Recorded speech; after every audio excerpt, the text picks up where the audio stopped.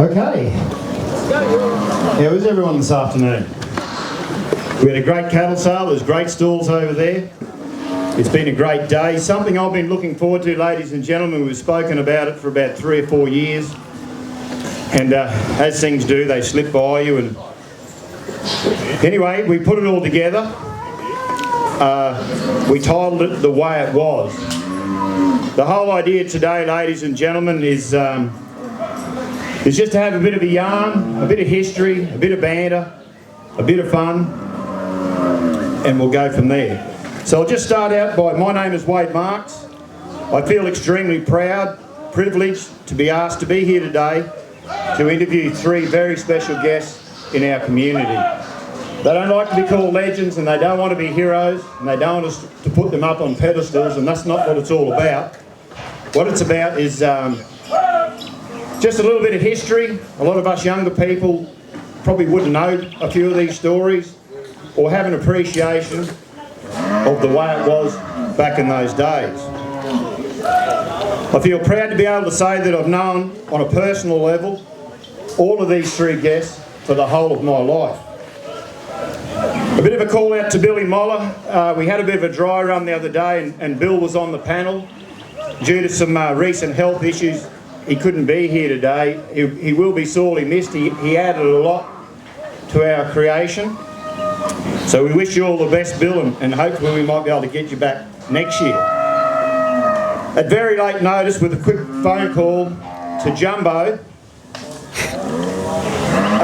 to get him on board. And of course, Jumbo being Jumbo, he gave me the old, yeah, I can do it, but you scratch my back and I'll scratch yours. Now, we were desperate, and I said, done. So God only knows what I've done. I've taken one for the team here, Hock and Jake, and Jack. But anyway, thank you very much, Jumbo, for coming on board. And to say the least, to get these 3 together was a little bit like mustering cats.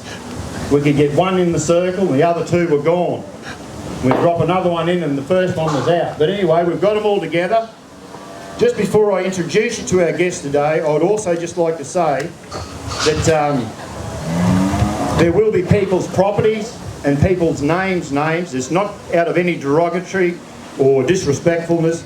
We just feel yarns wouldn't be yarns if there wasn't a time, place and a person and an error. So there's no disrespectfulness meant by any means whatsoever.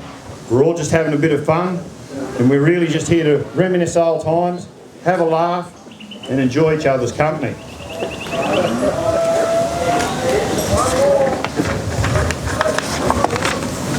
Now I'll start off with the man directly on my left. Most of you, or all of you, will probably know. His name is John Islet. And a little bit of a rap sheet on John. He wouldn't give me one, so I had to go and do a bit of homework myself. Born in Claremont, May 1939. Oh, there we go. Worked as a ringer, 1954 to 57. In 58 he started with NZ Loans, then went to primaries, Tankfords, PA Fields, Amatil, AMH from 88 to 87 and JBS from 2005 to 2014. John joined the Radio and Show Committee in 1960 and is a life member. Claremont Club, life member. John was still playing indoor cricket in 1988 at the Whitfields Motors Indoor Cricket Centre in the Main Street in Claremont. First started buying cattle in 1960. Taught me how to peel an orange with a pocket knife when I was 4 years old, and always used to tell me in his day there were 17 gates between Claremont and Capella. So have a think about that when you're coming home from Springsure buying cattle. You've had a few days at Springsure, a couple in Emerald, a few in Capella, and then you've got 17 gates on the home run back home. The guy in the middle, John Burnett, affectionately known as Jumbo. Born on the 29th of November 1953. Attended primary school at Kilcummin State School. Attended secondary school at Rockhampton Grammar. John has lived all his life in Claremont, spending his youth working at Bendemeer and Mount Douglas, except for 12 months in 1974 when Jumbo and his best mate Bill Cook toured around Australia for a year. John played from 1971 to 1978 for the Claremont Bears and was a member of the 1974 Premiership winning team. John initially intended on studying veterinary science but returned home to Bendemeer after his older brother Graham was killed in a mustering accident. John was the president of the Claremont Cattlemen's Union in the 90s and was involved in the formation of the Resource Management Group, which later evolved to become Property Rights Australia. John and his wife Jan were part of the Nebo consortium that purchased Stanbroke Pastoral Company in 2003. John enjoys gardening, woodwork on his lathe and writing bush poetry. His passion project for the last few years has been working to establish Claremont as a seniors living precinct. Jumbo's been very passionate about that, and it's something that's needed a bit of driving force behind it, so we do congratulate you on your efforts there. John has also been known to liaise with many a young person of today who are interested in starting their career in working in the bush. He seems to attract those sort of people, guides them with advice and direction they need to go to. My far left, I think they call him the granddaddy of them all. His name's Bill Faint. Born in February 1934, took over running Pioneer Station at 19 years of age after his father was killed off a horse while they were mustering at Monteagle. Represented Queensland in Sydney for camp drafting and competed all over Queensland, competing in the same sport. Bred Pole Shorthorn bulls for Kidman and later Western Grazing Company, and changed over to Charolais in the early 60s. Imported the first privately owned purebred quarter horse stallion in the early 1960s, and later importing 4 more. Won an all-round cowboy rodeo title in 1958 right here at Claremont Rodeo. Made multiple hundreds in cricket. The last one, he was well into his 50s. Won a B-grade double tennis championship and was recently awarded an OAM for services in the community. Well, ladies and gentlemen, there are 3 guests. And I think I might just kick it off. You know, we hear the words 39 and it seems like a long time ago, but just to get us all in a mindset, Jumbo's a little bit behind these other 2, but just in a mindset, and we might even start off with Jumbo being the younger guy, but just to get a little bit of an idea, I'd just like you to talk us through a day of your junior schooling. So when you were going to primary school in your era, did you walk to school? Did you catch a bus? What did you have for lunch? Where did you go to school? What did you do after school? And what you did for kicks in the afternoons, or whether you had to work, just to give us a little bit of an insight onto how far back these fellas go. So we might just start off with Jumbo, and we'll just let these guys have a little bit of a talk. Thanks, Wadey. Yeah, I've got one advantage over these other guys. I can still remember stuff. There was no need of that. No need. I guess that set the precedence for the day. If you've got a bit of shit to throw, don't be backward and coming forward. That's fine. I started school in 58 at Kilcummin. The Kilcummin blocks had just been drawn. So Kilcummin used to be a massive sheep property. Government in its wisdom cut it up into 13 blocks, sort of 6,000 acres to 13,000 acres, somewhere there. See, I start coming up with figures like that, and there'll be some bastard in this crowd like Bernard Cook will question whether I'm actually right or not. But believe me, I'm younger than you, so my memory is better than yours, so don't criticise, don't question. So we started the school. The school was moved from Blair Athol to, not from Blair Athol, from Myclare to Kilcummin, on the back of, I think Des Altman had a truck. The committee, the local parents, went over to Myclare, jacked it up, put it on a truck, drove it back, and put it on stumps at Kilcummin. That was the start of the school. So you can realise it was a body truck. It wasn't a really big school, but it probably had some of the smartest people in Australia attending at that stage. Grade 1 was pretty simple. There was 5 of us, one teacher school. Our first teacher, Roger Toohey, drove from Brisbane to start at Kilcummin. Parents all went there to meet him on the day. He drove through a sign saying school. He drove through another sign saying Bendemeer, that was where he was going to be living. Ended up in Charters Towers, rang from there. Of course, there was no phones except at the Kilcummin house. He rang the Kilcummin homestead to say he was in Charters Towers, and how the bloody hell did he get to the school from there? And they had to explain to him he had to turn around and come back 300 k's, and then the school would be right there, but we'd be waiting for him and it was all going to be okay.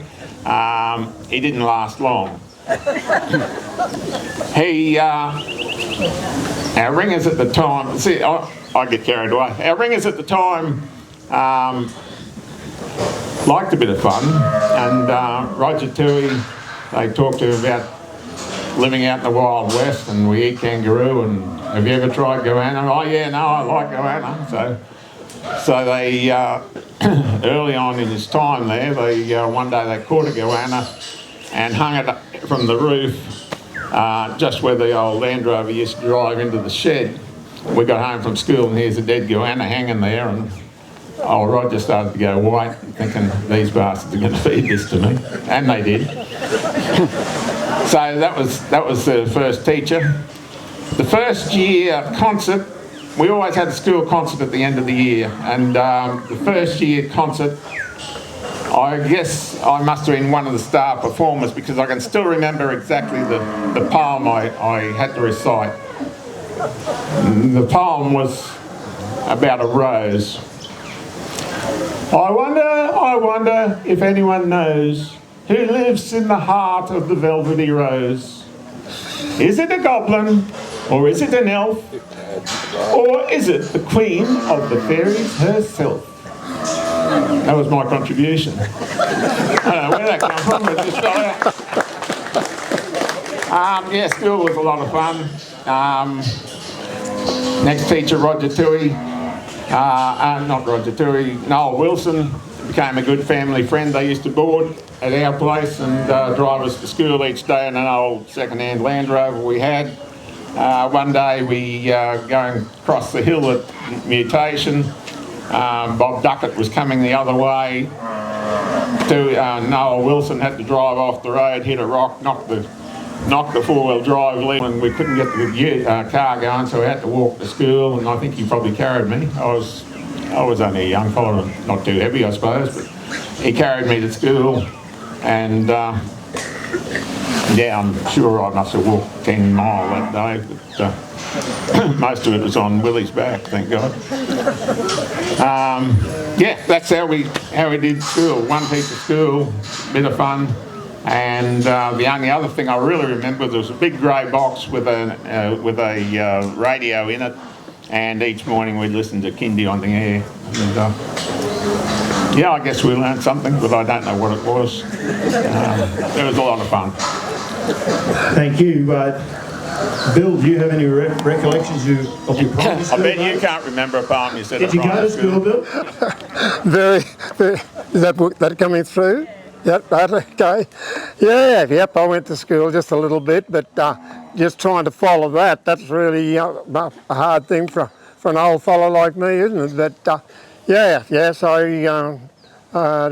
used to mainly be thinking about going out to muster with the boys, or the men and my dad, and the school really didn't mean a great lot to me, and until I got up in years a little bit, and my old dad said, we're going to have to send Willie into town. He always called me Willie, not Bill, and so we're going to have to send Willie into town and board him there and do some, learn some about schooling. And so I spent 3.5 years in Claremont, and that was my total amount of schooling. But I really did enjoy the cattle work, the horses, and so fortunately for me, my dad getting a little bit long or old, and he decided that, you know, if I wanted to, I could come home to work, and that suited me fine until you know, I got with the ringers, and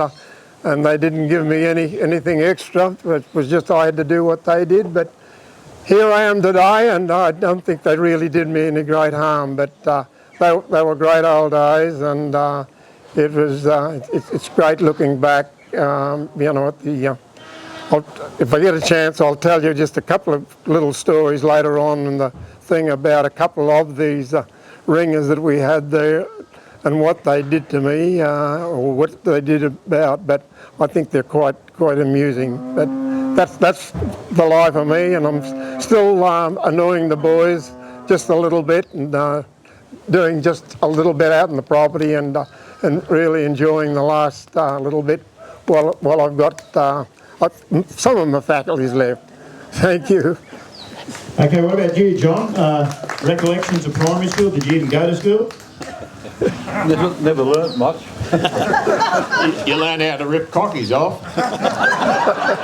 That wasn't terrible hard to do because they were pretty simple.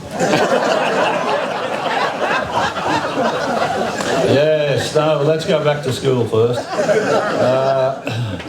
Born in Clermont.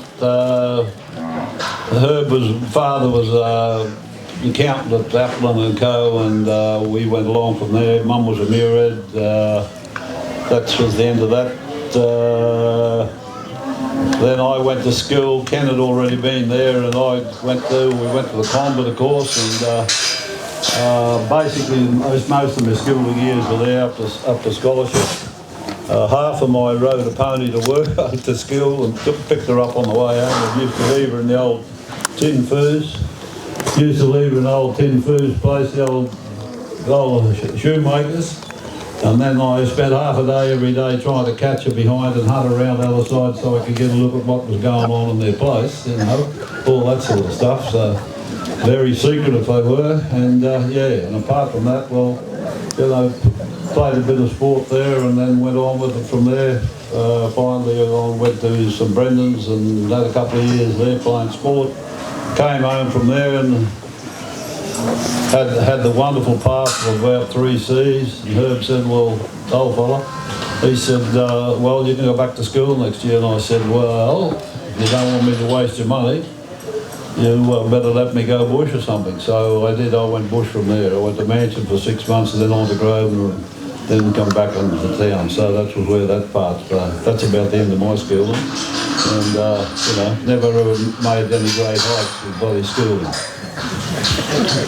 But when you went to Grosvenor, you would have been working with your family, so they would have looked after you and given you a job. You wouldn't have to have really been that good for them to employ you, I suppose. No, I was fortunate enough to have no family there.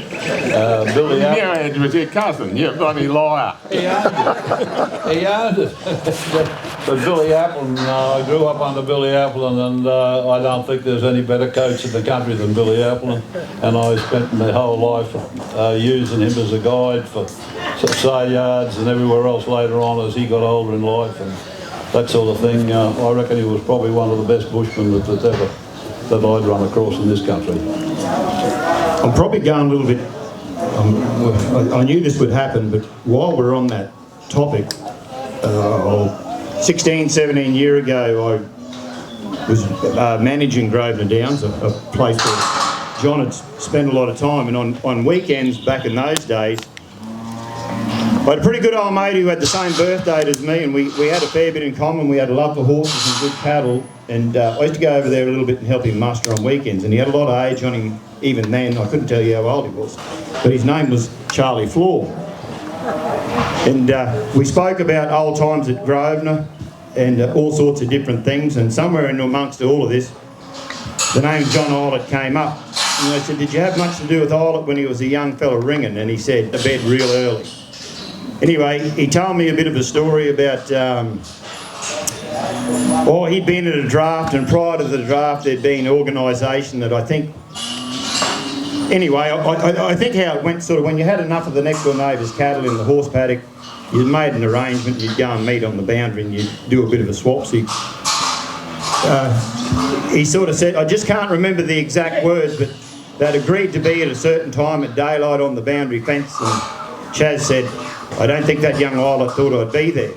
Can you enlighten me on that story at all, Jack? Yeah, well, I was left behind. The cattle had headed for home, and I was left behind till Charlie and Billy said, you mightn't make home till dark, mate. You better cut a big feed. So I cut a big lunch and sat there waiting and cooled my heels. And the recommended time was Charlie to be at the boundary by 10 o'clock. And the night before we'd been lying in the camp and he'd just won the Gold Cup in Winton, so you can imagine what chance he had of being at the back 10 mile out from Mount Lebanon to go to the boundary by next morning. But sure enough, he was there 10 o'clock right on the dot. He come camping up on Vicky and took the cattle home from there. So, you know, that story is true. Well, there you go, yeah. Righto, well, just moving on down a bit, we're probably going to dart in and out of a few different conversations. John's got a few recollections. Do you want to do anything with them just yet, mate? Oh, well, as we went on and got older and the cattle market, things changed. Remember, we all remembered about the dollar changes and some of the funny things that happened in the dollars. A lot of old fellas in the bush just hadn't caught up with what was going on. I was cattle buying by this stage.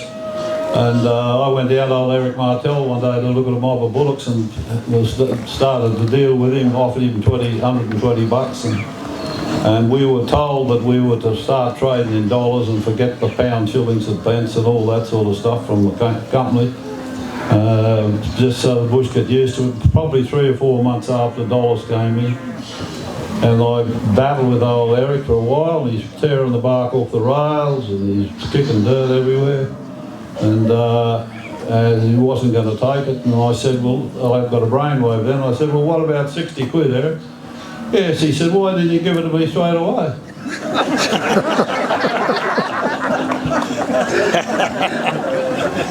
So needless to say, we went and had a smoke ale and that was a deal done. What about Fainty? Talk to me, as a kid I can remember sitting around the table, listening to my grandfather talk, and I often still think about it today. Back in that era, you had fat cattle if you had a paddock with bullocks in it, and you might add 50 or 100 or whatever you thought were ready to go. I'm 53 years old and I've never seen it in my time, but talk to me a bit about, you know, whether when you rode out with the agent, have a look at the fat cattle. Did you cut them out there and then, or did you take them to a square, or did you walk the whole lot home? And how did all that go? And what is your opinion on having a look at your fat cattle on horseback with an agent by your side? Yes, it was sort of going thing when then I started to take over. Mr. Charlie Tyndall used to buy a lot of our cattle. A friend down here did too in the latter times. But yes, they'd be all drafted. We'd put them into an area and draft the bullocks out on the one we felt were ready to go. And Mr. Tyndall would come along and say they were worth 40 pounds or 50 pounds or whatever, and that was sort of the going thing. You hardly ever argued, and I certainly didn't argue, because that was sort of the going rate, and till I got a little bit older, and I'm talking about the early stages of when I took over, and it was a bit difficult, but yes, that was the way we mainly sold everything on the hoof, in the paddock, drafted up, and even with John latter times. So back in those earlier days when you rode out there with your agent and you're looking through the bullocks, was there talk of weight, or did he just say to you, if they're going to make the grade, Bill, I'll give you 30 pounds?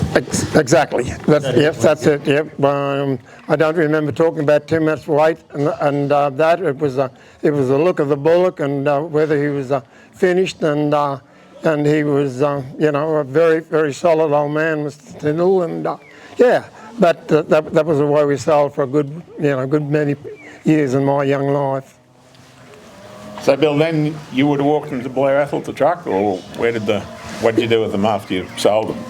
Yep, yes, we used to walk them to Blair Athol, and we'd usually mix with Mr. Moller from Recruit. He would normally sell his bullocks the same time, and we'd mix them, and a couple from each place would drive them to Blair Athol. We'd stay at the 23 Mile Yards the first night, and then go on into Johnson's the next night, and then truck that next afternoon, and yes, we draft, of course, the recruits from the pioneers at BA, and yeah, they were great old days, and it was a great way of using some of our young horses to take them onto the road and going quietly, and yeah, I got good memories of those old droving days. And I guess not only we were riding horses more, but would it be fair to say that the cattle got a little bit more education than what they do today with all the handling, or do you think it'd be about on par, in your opinion? Absolutely, no, that's right. We had more shorthorns, pole shorthorns in my time, and they were subject to having lots of musters because they were covered in ticks, and so we'd be shifting them every 3 or 4 weeks, months or something like that, to take them home, and they'd have to be driven back to the yard, put through a plunge dip, and but it was good for the horses, good for the men, and I don't think it hurt the cattle. Yeah, okay. John, what sort of numbers, in the 50s, 60s, that sort of era, would you have been aware of, like, as opposed to today, what was considered, if you were bringing in a big mob of bullocks in those days, yeah, let's just say the 60s, as opposed to today? The big numbers came from back on the river. The Morays, Alf Curry used to bring them at about 400 to 500 at a time. Even when Dalgetty's owned it, they still walked their bullocks, and that was about the crossover time. It was about then. The rest, everybody walked. The Barcombe bullocks walked. Probably a couple of 100, 150, 200, whatever might have been. As you got onto the bigger places, you got bigger numbers of course, as you'd well and truly imagine. Yakamunda was one of the ones we used to get a fair bit of trouble with when I was even in the 80s. We'd start them and then they'd dip them or something like that before we could get on the road, and they'd spend 3 and 4 days in the river getting over the heat of the dip. All this sort of stuff. So there was a fair bit of to and fro went on, and there's times about dipping cattle, and some in arsenic dips and some in Vitic dips and whatever it was. They all had different effects on cattle and how they would work. But yes, that was normally about the way it went. I don't think the withholding period was very particularly enforced in those days. I don't think anybody understood what a withholding period was. Like a lot of things they didn't understand. A topic for conversation between the three of you, in your opinion, in those old, we talk about fat cattle today and how many we load to a deck, and we don't want bruising and horn and all that sort of stuff. So, you go there, you muster a paddock of bullocks, you cut out the fat fellas, you join up with Mr. Moller, you walk them into BA, you've got to draft them again, and then away they go. Did we get much bruising? Did we lose much weight on them? Did they get knocked about, or on par with today when they're going on train and truck? No, not at all. The cattle were very quiet, and we were taught to treat them pretty gently, and we'd draft them in the yards at Blair Athol on horseback, and no, they never knocked them about at all. I don't, except one day a white bullock knocked the gate open and went bush, and he was a nice big fat fella, and Dad was still with us at the time, and he said, "Willie," he said, "grab your horse and you better go chase that bullock." So I remember this bullock going straight down through Blair Athol, down the, and it was quite a big lump of town back in those days, and down the main street we went, Liberty Split, and came back, and there's an old lady, I've forgotten what her name was, and she had a big chook yard just near the railway station, and got this bullock, and I had a pretty good little bay mare, and I was coming through, and we went into this fowl house, straight in one side and out the other, chooks and ducks, and I could see this old lady over there, and I'm looking around, I'm thinking, oh, I'm so sorry, I'm so sorry. She said, get at him, Bill, get at him. But so and I went down the flat and round and back into the yard, and we got him. So I was pretty popular with Dad and the crew, but I can still see this old lady coming out there, and I'm thinking, my gosh, she's going to be rousing. But she said, get at him, mate. Willie, I think there would have been a fair bit of bruising happen at that stage, but most of it would have been at the pub after the train had loaded. There were a bunch of drovers that lived around that area, Frank Ivory, Alf Curry, Tommy Finger, bring cattle down the road, and Dad would let them use the Bendemeer yards at night. They'd put the mob in there overnight, come down through Kyra, a lot of those northern cattle, camp the first night camp the night before in Cairo at the junction of Western Creek. What do you remember? You remember what that waterhole was called? No, there's a waterhole there. They'd camp there, and then they'd bring them on to Bendemeer, then through to the Turkey's Nest, which is just the Claremont side of the overpass there on the railway line now, and then they'd through to the Blair Apple Yards that night. But, there were a mob of drovers, and most of them were fair characters. They spent a fair bit of time around the Blair Athol Yards waiting for the next contract, and while they waited there, I guess the pub was the best place to stay, just across the street from the trucking yards. Do you remember the big concrete tank? No, mate, I was only a young fella. I'm a lot younger than you. Just remember that. I don't remember much at all. I do remember one time Clive Alberts was bringing a mob in, and Clive was always happy when he was sad. Clive rode in the lead of the mob. Dad and I were in the old Land Rover, and he said, Steve, there's going to be a young fella come up here, ask you for some sugar. Don't give him any. Oh, why not, Clive? We got some sugar in the car here. He said, no, the bastard won't let his horse eat, so he's not getting sugar till he learns how to feed his horse. So when he rode up, of course, this young fella, you got any sugar in the car, boss? I'd just like some sugar. He said, no, we haven't got any sugar. We didn't have any sugar. And that's how you educated ringers. You just made it tough for them, and they took it and wore it, I suppose. And I imagine he got a bit of sugar when he got to the pub that night. Droving teams, Clive Alberts was sort of more down the Bajana track from there to Bararathal. Mick Sam used to handle all the peak vales and all the cravens and all that coming in from this southern side. You had Alf Curry doing the morays and all that back there. Tommy Finger would do the bombandis to Tango. They'd all cross tracks here and there along the road, and there'd be cattle mixed up and all sorts of things, or cattle rush. Heaps of swearing and heaps of fighting going on, but anyhow, they'd get the tangles up and get straightened up. Yeah, but anyhow, there were some pretty rare times with those old drovers, all right. You got one more? There was another story that wasn't in my experience, but Tiger Floor told me about it one time, and he was a young bloke droving with Alf Curry, and Alf is like Clive Alberts, only entirely different.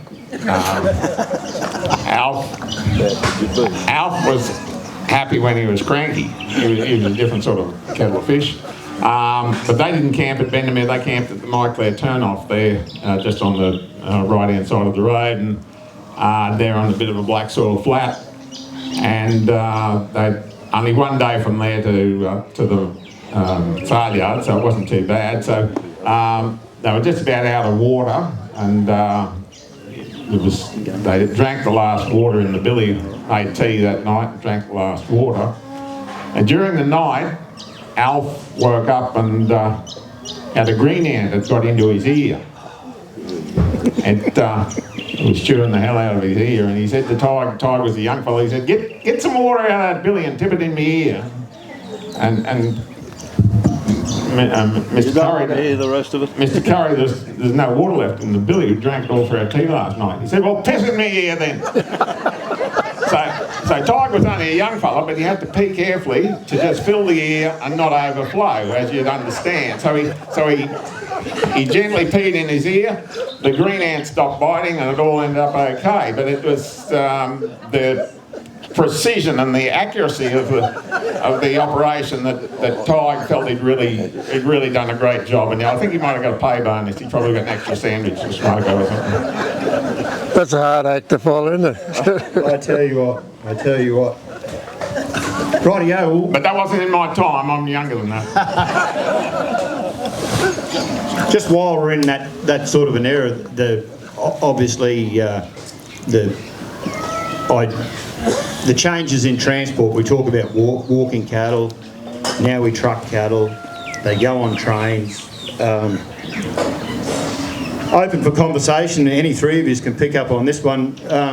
So how do you feel the direction we're heading with cattle these days? Do you think if it wasn't for time and if we weren't in such a rush and maybe a lack of a workforce, would we still be doing those days droving and walking them into trains or into cattle stations, into yards where they could be trucked?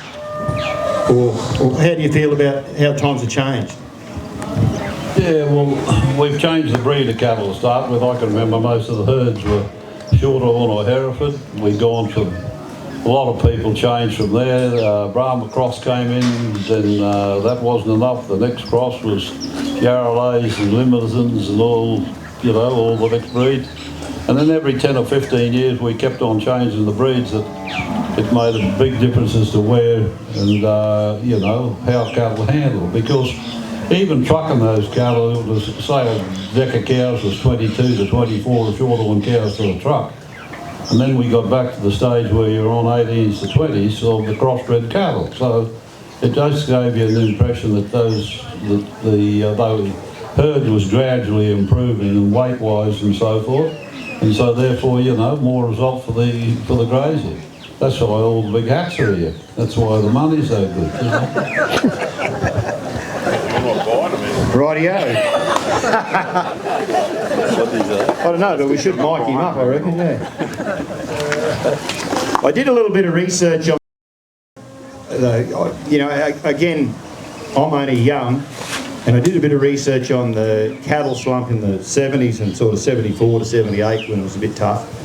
And then I tried to go through for central Queensland and in our area. I haven't asked you fellas this before, but my research indicates that in the cattle slump, the country itself and the seasons actually weren't too bad. Right or wrong, I don't know, but no doubt we're about to find out. So, a couple of questions into one. Were the seasons with you guys or against you guys in the cattle slump in the 70s? And on both sides of the fence, from a cattle buyer to a grazier, how did everyone survive getting through these situations? Like cattle would, we were just about giving cattle away. So obviously when you can't sell cattle, you're not generating too much money. We wouldn't have had computers, internet, research like we can all do today to get a bit of information to make an opinion on ourselves. Like we had no phones or bugger all phones. And we're probably relying a fair bit on our agent or what the bloke before us had done. So just open to discussion, who would ever like to pick up on it. Were the seasons any good during the cattle slump, and was that like a small helping? There's nothing worse when cattle money's no good and you've got no grass and you've got to sell, you're really bent over a battle. But anyway. Yep, well that's right, Mark. Is that coming through okay? Yeah, they were great seasons, and I think where some people made some sort of a mistake, they didn't keep trading. And I think, they had a little more problem than some of us. We didn't like it when the buyers would come along. I remember one time, about the middle of the slump, and I got my friend here to come out and have a look at a couple of decks of beautiful maiden spayed heifers, and they were proper good out there, I can tell you. Anyway, he said, what sort of money are you looking for? And I said, Oh, they're really good, John. I think around about that 32, 33 bucks. And he looked at me, he said, you want to sort of get into where the market really is, Bill? He said, and I said, well, what do you reckon? He said, well, the best I can do for you, and I'm really throwing at you, is, really sorry, he said. And he said, I'll give you 22 bucks for them. So that was, but I kept on trading, and that's where I believe that some people did go wrong. It was a sad part of the time, but I'll never forget that with these lovely heifers, and he still laughs about it. And but I think that those who traded came out the other end okay. And to be fair, Bill, while you might have lost on those cattle, I do believe that you and a mate of yours called Dowie Hicks went out west somewhere and bought a herd from some other poor bugger and And overpaid him, of course. and you probably did quite well on that deal, did you? Can you remember that deal? This will be painful. You listen to what he paid for. I thought everyone would have forgotten about that. Not one. But it was we didn't do anything wrong, Hicksy and I. We just went out and they decided they wanted to sell these cattle, right? So we had to muster them, we had to draft them, and we had to shift them. We had to do everything, and I'm not going to mention the guys' names. But, anyway, we got through, and I think we shifted about 200 out in the back of the truck, and we hadn't even made a deal with them or paid anything. Anyway, I said to Hicksy, we're going to have to do something with these guys. So, but anyway, so they both flew over in an aeroplane and landed beside us. And anyway, Hicksy said, like he always used to, or Fainty, he said, you're the best talker. He said, you tell them what we're going to pay for them. And I said, you and I haven't discussed what we're going to pay for them. And he said, well, it's not going to be very much. And I said, we're going to give them 10 bucks or something like that. Oh my God, no, he said, I reckon about $5. And the calves thrown in. So, and these two guys were leaning up against this little aeroplane, and they just skidded straight down the side of the plane and fell on the floor. And there was nothing poor beggars could do, I suppose, because we got the rest of the cattle in the yard. Yeah, that was, I did feel a little bit, just a little bit. That was one of his early starts in life. And I know poor old Dowie's not here to defend himself, but Claire, you might back me up here that I'm not sure that it happened all exactly quite like that. I think Hicksy was prepared to pay a bit more, but he was undercut by his mate. Perhaps, I'm not sure. Take no notice, my friends, take no notice. I'm giving you the truth. Fainty, what did you turn them around for? Did you fatten them up and sell them, or? Yeah. Yes, we did. We split. Was there a party? A margin. Was there a good margin? No, there was a party after. Hicksy and I had a party after we fattened them up and sold them. But it was one very strange time. I remember one old fellow at the same time, and then in '73, I offered him $60 for Oates bullocks. And he said no way in the world he wasn't going to cop $60. So the oats run out, and the season rained that you asked the question about. It was a good season, and kept on going around. He grew a sorghum crop the next year. In June the following year I paid him 25. And he said, I've nearly picked up the interest rates on that. So that was just one of the times that, just through not going, and the worst part about it, as Jono said earlier, a lot of fellas, there was a good few fellas went clean out the door through not trading. That was where they followed the wheel round, they would have got back in on the $5 stuff like Bill was, but no, they hung on till they sort of missed the boat altogether. Just while we're on the subject of the 74-78 slump, it's out there for debate, but in you guys' time, have you ever seen it? Do you think between now and then it's ever been as bad as then? Do you think it's the worst one you've seen in your time? Of course it is. Yeah, you go. Yeah, without doubt. Yeah, we've never seen anything like that before, and hopefully we'll never see it again. But what I was just saying a while ago, the thing was to keep trading. It was not much good trying to fight it. Trade and go down with it, and you know, and most of us sort of got through in a way. And then towards the finish, when and the seasons were good, but you know, we did okay. Well, most of you'd remember, as soon as we came out of that, we were into 24% interest. Remember those fellas that got bitten with 24% interest, they weren't making much of a hole in anything with that, you know, so it was pretty hard going.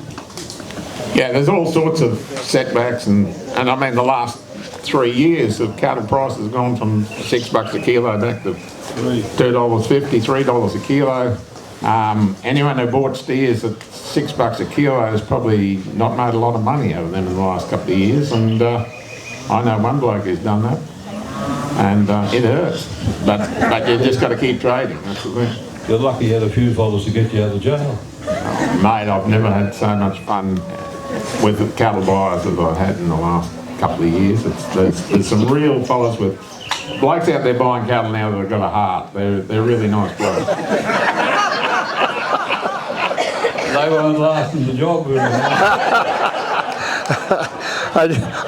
I knew you'd come back with something there, Wiley.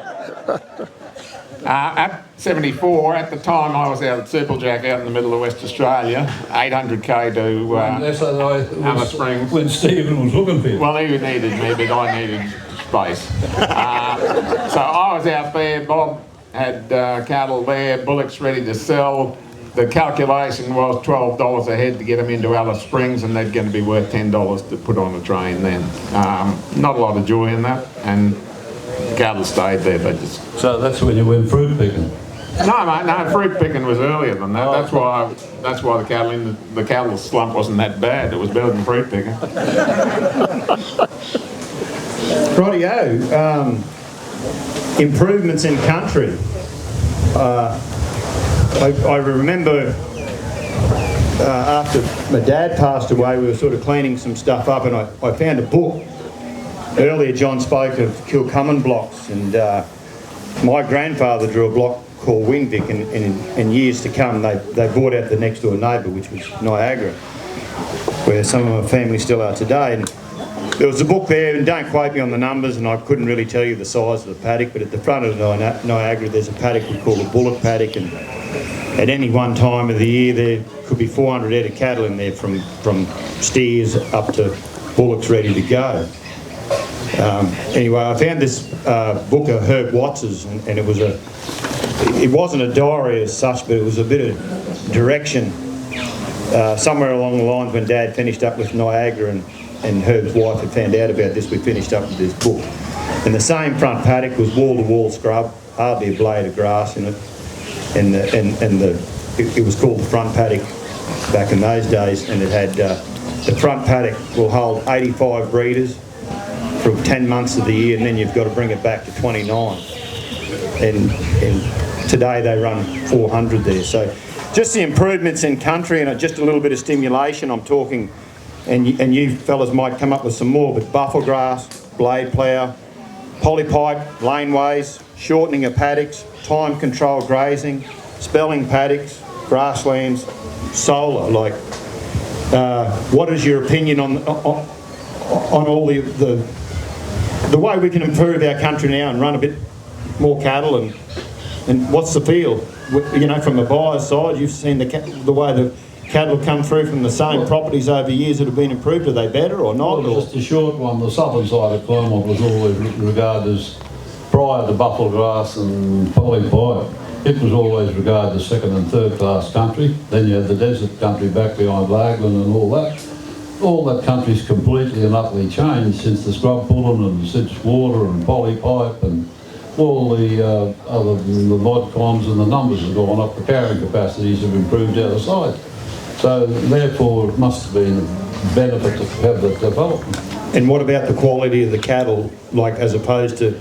That's subject to the bloke that's buying the bulls. That should be buying bulls. Yeah, no, that's a fair comment, Jack. The cattle have changed a lot. Early years of showing cattle, I remember bringing bullocks in 900 kilos. We brought one heavyweight bullock in. It used to be the heaviest bullock of the show. It was 1,500 kilos we were aiming for, and we had one at 1,500 kilos. Never done it since, and you wouldn't be game to do it now because these fellas would give you a flogging. But that was the aim, was big and heavy, and that's still the aim, big and heavy, but the only thing we've changed is big and heavy and young. That we've taken the age off those cattle by the crossbreeding programs that we have now. Wasn't available, we didn't, we had short-ons. That was about where you started, and the short-on fellas were never as smart as the Hereford fellas, from what I can recall. But that's just how it went. Some of them still got them, don't know how to pay them. But the other thing that's changed dramatically, the 69 drought, we had a hell of a time, and it wasn't much different to the first half of this year. It was just that we had early rain in 68, then didn't get rain late 68, early 69, and we had a lot of cattle lost at that time. And one of the things we did was we fed the breeders. Bill Hooper and Peter Lund were bringing peanut hay up from the south, and we'd get a semi-load at a time and drop it out. You'd make your own lick blocks. We had a cracking machine. We'd had sorghum in the silo. We'd crack it, mix it with urea, mix in some salt, set into some sort of a block in a half 44-gallon drum, and then you'd spend half your week making it and the other half putting those drums out, and then go around and pick them all up again when they were empty and rebatch them and put them out. But one thing that my dad taught me after that was never feed hay. If you're going to survive a drought, don't feed hay. It's a never-ending process, and you get into a cycle where you can't stop. You must keep going. Sell rather than smell. That was the recommendations he had, and I've stuck to that pretty much ever since.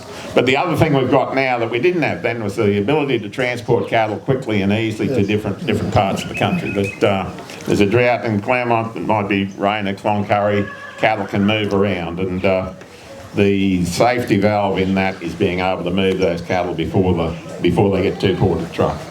That's made a hell of a difference, I reckon, Jack. Yeah, no, I agree with that. Just a lot of fellows that were caught like down here now, we've converted cattle country into farming country. Take Langton, for instance, down the road here, Australian breeders.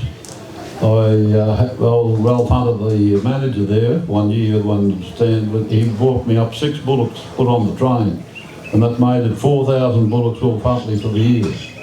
These little bally bullocks that they brought out of the north, the Australian breeders, stock breeders, before they cut that black soil up. And so we've lost all cattle everywhere through coal mines, and there's a big heap of cattle going down the drain. The cattle that were available to us before aren't available to us now through coal mines and farming. And yet through property development, land development, blade plows, the ability to spread cattle with polypipe, the actual cattle numbers in Australia are higher now than they ever were, and a lot of that is related to the job that you guys do in developing your properties and running more cattle at a younger age. What about you, Fanny? Have you got anything to add to that? One of your favourite improvements, or something that's really stood out to you in your time that's been a big benefit to our industry? Well, I think what John was just saying, that certainly that has improved. We don't have near the problem with droughts as we did 20, 30, 40 years ago. Just simply because we've got the feed, we've got improved country, and we've just about everywhere you go, it's all been improved compared to what it was when I was a lout getting around. And You know, it's and the supplements that you got, that you can feed now, and it doesn't break the world. I mean, if you start feeding a little bit early and keeping them going and making sure you wean your calves and looking after things. But no, I think I believe that most of the people out there now are smarter than probably where they were probably 40, 50 years ago. In the 70s, I'd say the northern Australia, from not here, but Charters Towers North, there were very few breeders that were ever sold as cull cows. They died on the farm.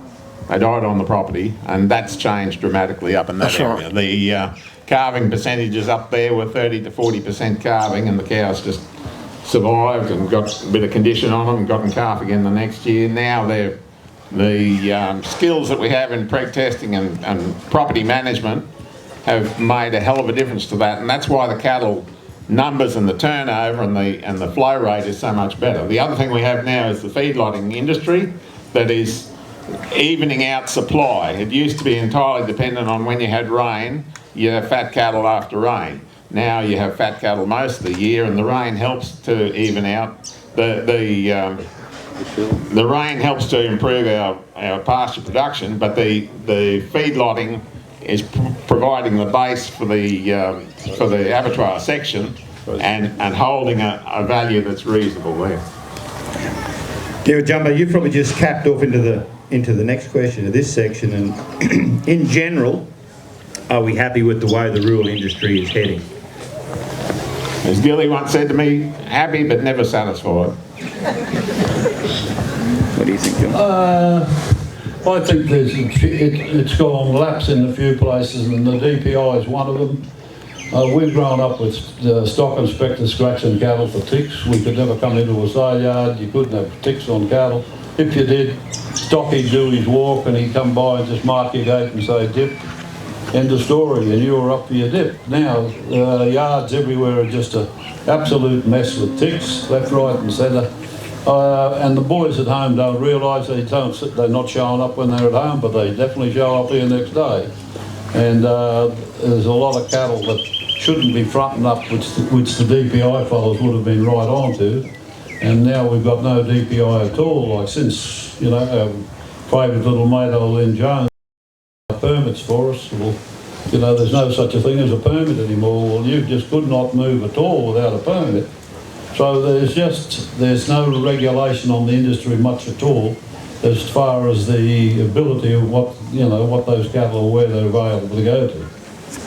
Yeah, that's a really good point. I've never really thought about it like that. What about you, Tony? Yeah, certainly that's true, but we don't have the problem with the ticks now like that we did when we just had all shorthorns and Herefords.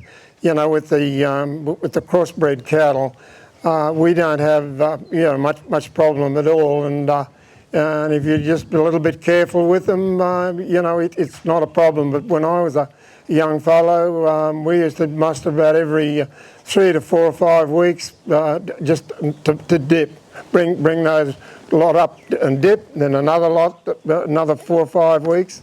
But now we don't have that problem, and I think it's the crossbred cattle that we've got. They're just much more tolerant to the tick. For sure.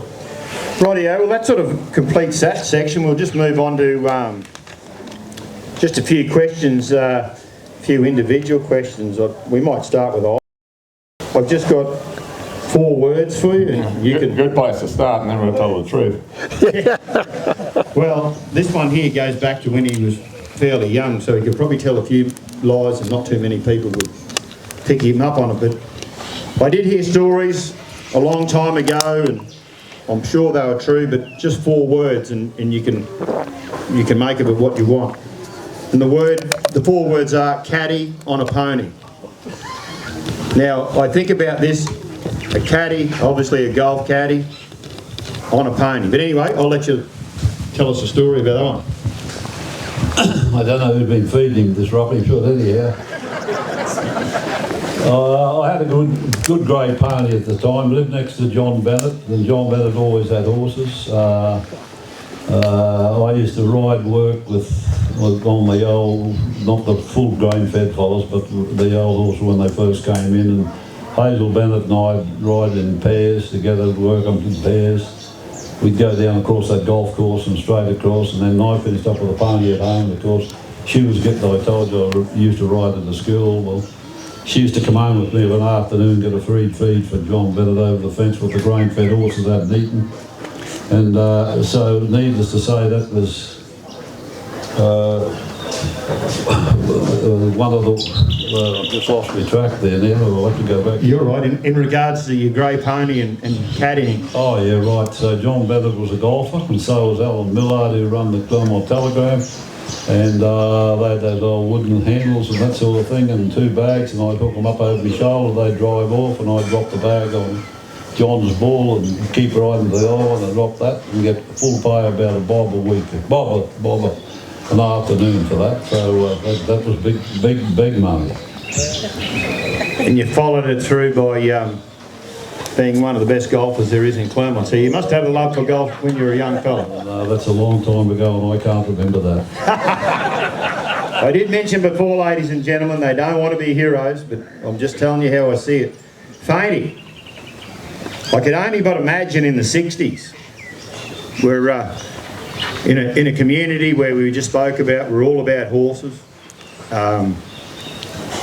I have a big love for horses. My grandfather had a love for horses and I've been around them all my life and just love horses to death. But I still rattle my brain trying to get my head around where somebody in the 60s gets an idea to go to America and import a quarter horse into an area where everyone's riding short Paston thoroughbreds and stock horses and good crosses and great drafting horses, and this accredited camp drafter from Claremont jumps on a plane, gets himself over into America in the 60s, and to the best of my knowledge, I think he was probably the first person to privately import a quarter horse into Australia when I did my research.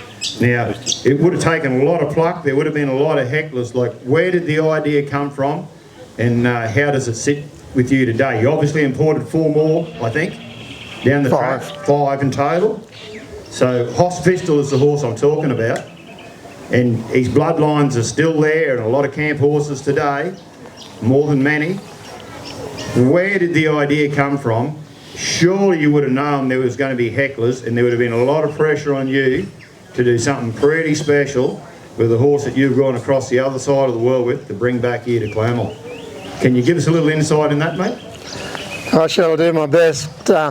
Yeah, well, my father and grandfather both bred horses and very good ones. I can always remember him talking about Lucy, Jenny and Spider.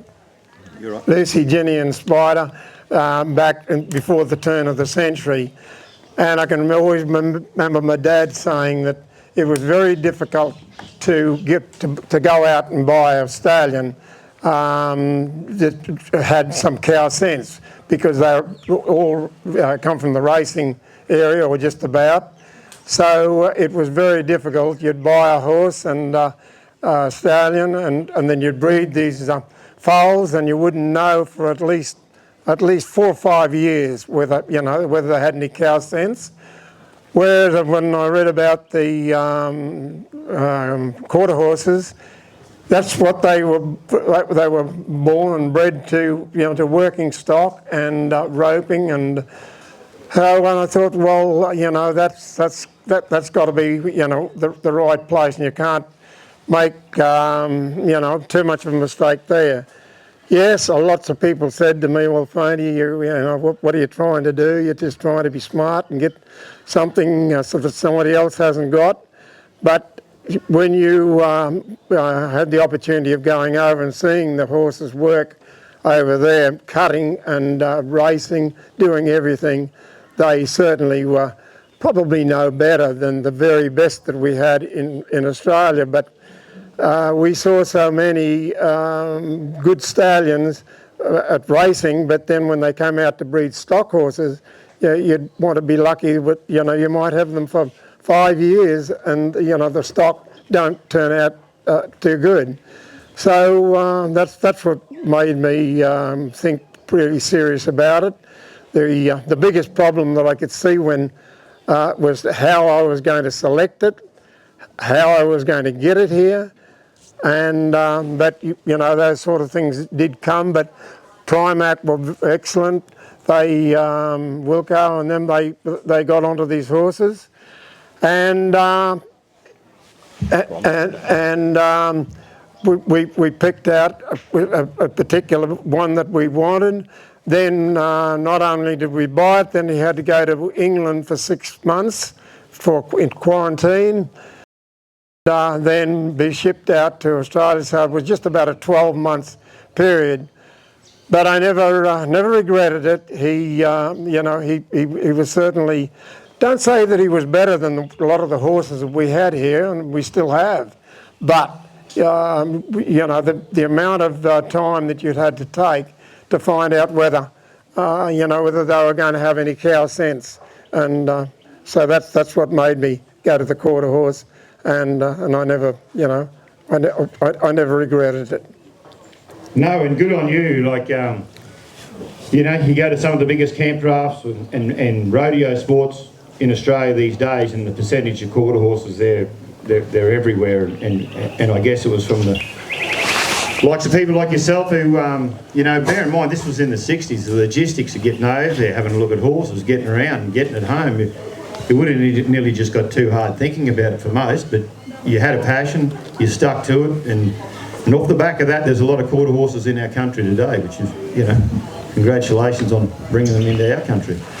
Yeah, well, that's very true, and it was a bit of a gamble, but not that big a gamble that I could see, because they you could see them working on the films, and then when I went over to see them actually working stock and racing, and they could do everything that our stock horses could do, but we didn't have enough pedigreed ones here.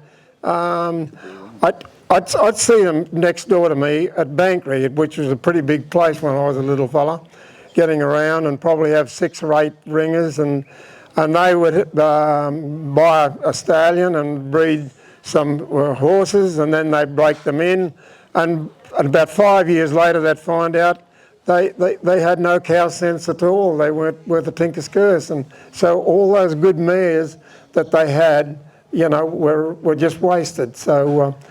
And now, as you say, you get quarter horses. I certainly didn't buy them like some people thought, oh yeah, old Fainty's going out there and going to make a bit of his name for himself. But that wasn't the thing at all. I certainly went because, you know, I'd read about them, and they were... Good, you had the money. I had to get a big loan, John. You were helping out. But anyway, that's how I come into them, and I never look back. And now, it's, you know, Barkley says they're all out throughout Australia. It's pretty hard to appreciate just the impact that decision of Fainty those years ago made to horses in our area. We had the saddle shed was down part of the old shearing shed, and out from there was a patch of basalt rock sticking out of the ground. They had the ringers with their young horses, lead them out in the middle of those rocks, and you reckon they had 2 reasons why it worked well. The ringer wasn't going to fall off because he hurt himself on the rocks, and the horse couldn't get a proper go at him because he was falling over rocks all the time. And it was a pretty good theory, but the other option would probably to have imported quarter horses, but Dad had some bloody good horses, and I think Fainty's herd benefited greatly from pinching horses. Oh, no, I mean buying horses from Dad. And that probably got him started, that he had the right foundations when he put the quarter horses over him. You just can't beat him, can you? Good old Mr. Flight Captain, I think, I've been mixing with this fella for a long time, and I don't think I've ever had one win yet, but I've gone close a couple of times. I think you buy your way out of trouble every time. You're right. Just Fainty, a quick one, excuse me, while we're talking about that sort of stuff. In 2017, my son Leighton was sort of fairly mad on the rodeo circuit. We were down in Victoria. I'd never been to rodeos in Victoria before. He was chasing Australian title and conned me into going down there with him, and He was about 16 at the time, and on this particular day we were at a place called Merryjig, I think, and Leighton had won the steer ride, the junior bull ride, the second division bull ride, and the second division bareback. And the announcer was a fellow called Terry Murray. He used to announce up here at Claremont Radio a lot. And he kept saying, the boy from Claremont this, the boy from Claremont that, the boy from Claremont this. And anyway, Leighton had had a good day. I went to the bar, and I'm standing at the bar having a beer, and this old fella comes up to me and says, he said, I was just watching the radio there today, mate, and that kid you were helping on, that boy from Claremont, is he yours? And I said, yeah, he is mine. He said, I used to come up into Queensland a bit and have a bit of a look around. He said, there was a fella from Claremont, he was a real good hand. He said, I wonder if he's still alive. And I said, well, I wonder too. I said, what's his name? He said, Bill Faint, do you know him? I said, yeah, I do. I know Bill. And he said, great cattleman, great horseman, buck jump rider, and calf roper. I said, no, I knew a bit about him, but I don't think he ever roped calves. And he said, anyway, he told me a bit of a story. Probably be better if he stopped there. It's still going to his head. Well, I just want to know if it's true or not. And he named a few names and told me that he'd done some terrific things and beat a guy in Australia at calf roping that everyone wanted to beat. Now, you can take me off from this, Fainty, but is this a true story? There is more than one Bill Faint or not? Or There's only one Bill Faint, I think. do you have any idea what he was talking about? I certainly do. I don't think he ever forgave me. It was Chilicini, all right. I was pretty good mates with him, really, but yeah, me not a rodeo man. Camp drafting, yes, I was pretty reasonable. But anyway, I think it was a spring show, and it was a pretty big roping contest. And anyway, and Chilla was there, and we went out, and he made a reasonable time. Somehow or another, I went out and flipped like that, caught this calf, bombed it. Anyway, and I beat him. He never ever did forgive me. You tell me you're a part-time roper. I thought I read somewhere once you've been third in the average at Mount Isa. No? Yes. Yeah, there you go. There you go. So I have done a bit of research. You have. You get a trouble in school about not researching. Oh, yeah. Fainty's gone into retirement. That's why Mount Isa's gone into receivership. You could always help them out, though. Yeah, that really was quite funny that I was out at Mount Isa doing the camp drafting, of course, and I used to go out there just about every year there, Cloncurry, Mount Isa, and anyway, and I didn't have the mare that I roped with out there, and yeah, and that's how I come to get on this grey horse of Bonnie Young? Bonnie Young. And Young, he said to me, he said, Bill, he said, you aren't you going in the roping? So he must have seen me catch one somewhere before. And I said, well, I don't have a horse. And he said, here, get on this grey horse here. And he was just some animal to go there. And I jumped on this horse, and anyway, I raced out there, and this horse, and I just threw the rope and went round the steer's neck and took and grabbed him there, and I ended up, yeah, I think second, third or fourth or something at Mount Isa, and yeah, that was the biggest fluke that you ever saw. Bear in mind, none of you guys are old enough to question whether this is a true story or not, so just be careful. Well, I have seen it written in paperwork up there at the Isa, so there must be a little I bit believe it. Righto, Jumbo. Uh-oh. I sort of had to do a fair bit of research on Eilert and Fainty, but as soon as I think of Jumbo, I sort of grew up as a child, spending a lot of time with Bendemeer as a kid, and learned a lot about cattle, horses, myself, and how to hold myself, and looked up to John and Jan a lot, and Mr. and Mrs. Burnett. They were very lovely people, and they were very great friends to the Marks family. And I remember in 2003, I think I was at Grosvenor Downs, and I bought the newspaper, and I'd heard a bit of gossip about all this sort of stuff, and I think the headline was something like Nebo Consortium purchased Stanbroke Pastoral Company. At the time, this was considered to be the largest rural land transaction in Australia, and whose name was attached to it, as well as others, was a one John Burnett from Claremont. I've never really got to ask Jumbo the question. I used to ride around on a horse, and to this day, I still think about those sorts of things. And Jumbo being a fairly astute character, but how does a conversation start, Jumbo? You're a bloke here in Claremont. You've got plenty of dirt under your feet. You're fairly hopping. Your boys are growing up. Then are you in the toilet having a leak, and some bloke walks up to you and says, "Hey, are you interested in coming in something with us?"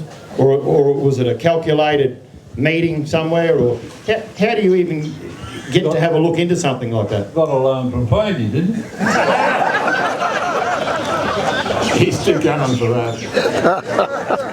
Yeah, no, Wade, it's a good question that I've often asked. How do you get that opportunity? Because it was an opportunity. It was a lot of fun putting it together.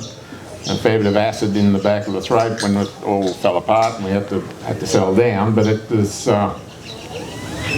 yeah, one of those things. My mum always said, "You never ever know if you never ever go."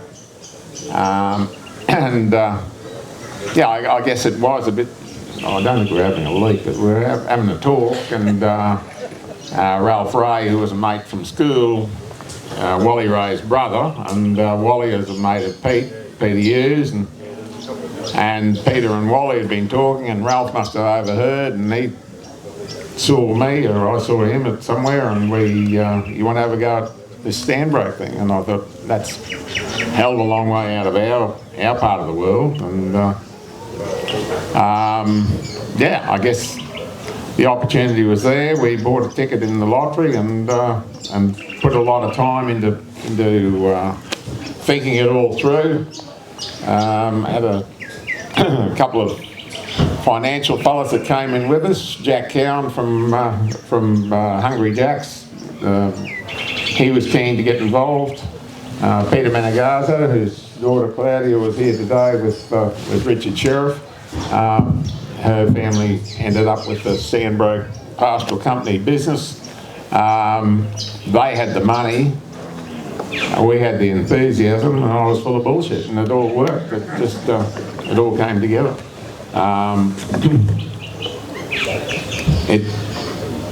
There's no formula to make it work. It's just when you see an opportunity, and it's a bit like Faindy with his quarter horse. It's that you see an opportunity, you think this could be worth a try, and you have a go. And that's what Faindy did. He didn't know the quarter horse was going to change the world in Australia, but it did.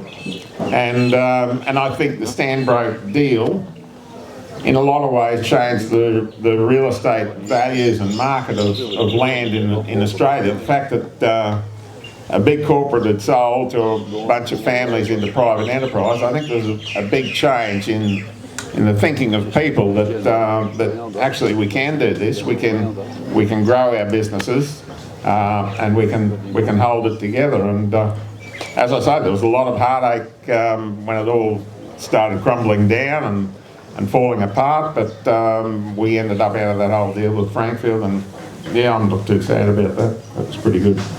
A lot of fun had.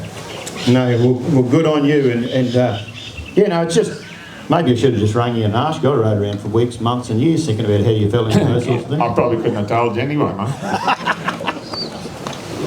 Rightio, well, we're not too far away from wrapping things up. I've probably got one here that I haven't even really prepped you on much, but this will be just one for all. This was just one.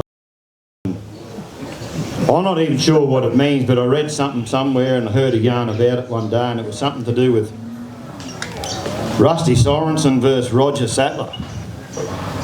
Any ideas there at all? They're playing cricket. Yeah. Playing cricket. Sattler was the boss of Elders and told me he could bowl. I was thinking captain of Mistake Creek cricket. Rusty Sorensen was Renegades captain on the other side. Fainty to remember his hands getting blown off about everybody else would. But anyhow, he took to this Sattler, and the madder Sattler, the shorter Sattler dropped the ball, the further Rusty hit him. Finished up, they used to race down past the state school in those days off that old concrete pitch, and finished halfway to the hospital. That's how far he was hit them, but that's the story. But, Yeah, well, there you go. That is one that I have heard before. I guess that just about wraps it up. Bainey, you got one? Yep. Yes, I'd just like to tell you just a couple of short stories about some marvellous things that happened that I was mixed up with, and giving you a bit of an idea of how good some bushmen and some people are. I remember Mr. Moller and my dad went over to a place over near Alpha and bought 12 shorthorn bulls. This was a way back, I'm not sure what year it was. So John Kleins and I were the two that Dad said to go and bring these bulls home. They, no floats, of course, in those times.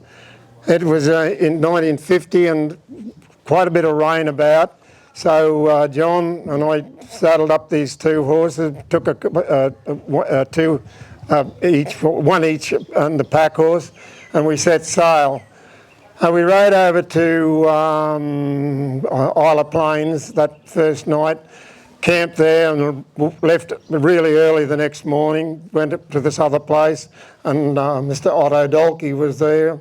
I'm sure some people have heard of the Dalkeys, but anyway, that was not part of it. And we picked these 12 bulls up and set sail for Pioneer. John said, as we come out the big yard gate, he said, "We'll go straight home, Bill. We'll ride straight to Pioneer. It'll be going through the back end of Bankery."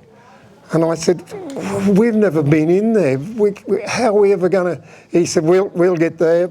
Raining like mad, clouds everywhere. And we only had about 30 mile to go. But the first 20 mile was just, I got no idea where we were. And I said, "Well, where are we going to camp tonight? What are we going to do with the bulls?" And he said, he never told me how he ever got there, but he said, "I did see that there is an old bore there, and there's a tank we could camp under, and there's a wire yard." So I said, "Okay," and we set sail.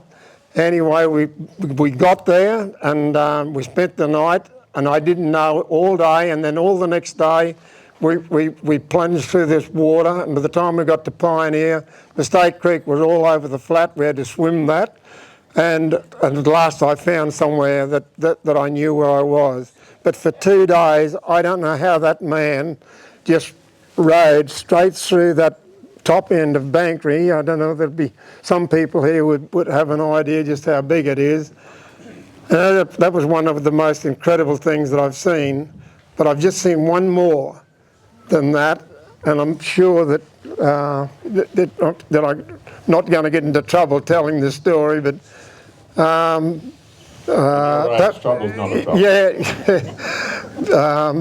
Bill Murphy was the head stockman on Bankery, and he was keeping company with my sister at the time, and they were camped there, and it just absolutely teemed rain, and the flood was all over the flat. Anyway, he said arrive at Pioneer, but Bill, and I said, "How did you get here?" And he said, "Yeah," he said, "I rode my horse on the other side, swam the creek and swam across the flat and came up to the house." And by this, anyway, he stayed there and had a feed. And I said, "Well, you're going to have to stay the night. You just can't go out into that raging flood." And he said, No, I'll be right, Bill." So I walked down and I thought, that'll be the end. I'll see poor old Bill. And so he just stripped all his clothes off, tied it to his head, and he dived into the gully, which was about from here to that fence over there, and that was running really swiftly. And then I could hear him going out for the next quarter of a mile or a bit further. And then he swam the creek, got on his horse and rode back. And I reckon I would never see him again. And for some God up there or something got him through, but I reckon it was one of the most incredible things that you could possibly see, this fella just plunging into this water at midnight and this rushing flood waters, and he made it, and it's been stuck in the back of my head all my life. It really was incredible. Yeah, they certainly are good yarns, and it is incredible. It probably is a little bit of a trait we lose in the bush these days with GPSs and all Yep. sorts of things to keep us nice and safe and found and what have you. No phones. No phones, and those old fellas, and yeah, they had some incredible skills, that's for sure. That is for sure. Jumbo, do you have anything else? No, mate, I knew a bloke once who walked cattle all the way to Hobart from Queensland. Want to know which way to go? Did he swim across? No, we said, well, what about Australia? He said, no, I didn't go that way. No, I've got nothing more to add except that all the yarns that we can tell you will be repeated by another group, and the young guys that are here today are just as capable, just as skilled, just as good at taking opportunities as any of us are. It's about seeing a chance and having a go, and that's one thing that we do well in this community is we have a go. If you keep having a go, you'll get a few things wrong, you'll make a few mistakes, but I don't know, Faindy probably never made any, but I'm sure I would have made a few mistakes, and I'm probably just a little bit worse than him, but we got to have a go, and don't give up thinking and trying. Like we got bloody dieback coming in our pasture. There's ways that we can fix that if we just keep working at it. But we'll get there. It's all okay. Our cattle market might not be perfect, but we'll get there. Just keep hanging in there, keep trading, and stay in the game. That's the main. Yep, well, I just like to say thank you to all the people that have put up with us this afternoon, and it's been a bit of a real pleasure to have this opportunity of speaking to you, and it's certainly been wonderful. So thank you very much.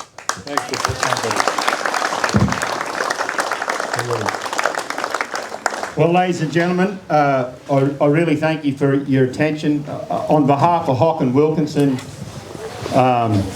for getting these three guys here. Like I said, these guys don't consider themselves famous or heroes or legends. I enjoyed listening to their yarns when I was a little fella sitting on the bar stool after a cattle sale. You're too young, you shouldn't have been there. I hope you got as much out of this as we did today, and I'd sincerely like to thank these fellas. Put a lot on the line up here, and we all understand we're all getting a bit old, and they're just a shade older than us, and we do forget things. So thank you very much for your attention. I hope it was well received, and don't forget about 2:30. I think. Oh, it's nearly 2:30 now. I think there might be just a short break, and I think we get underway with the presentations. I hope you enjoyed yourselves. It's at TJO's beers. TJO, Luke Jackson's here. He sort of jumped on board with Timmy O'Brien's seed business. There's beers up here in the esky, I believe, if you want to have a beer. Thanks, Jacko, for coming on board. So if you want a beer, slip up here, grab a beer and take a seat. And I'm pretty sure the boss will let me know that we'll probably get underway with the presentations pretty quick.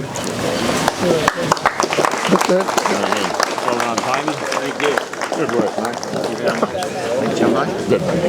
Thanks, mate. Thanks for helping us through. Good work. You did well. Yeah. That's good. Thanks.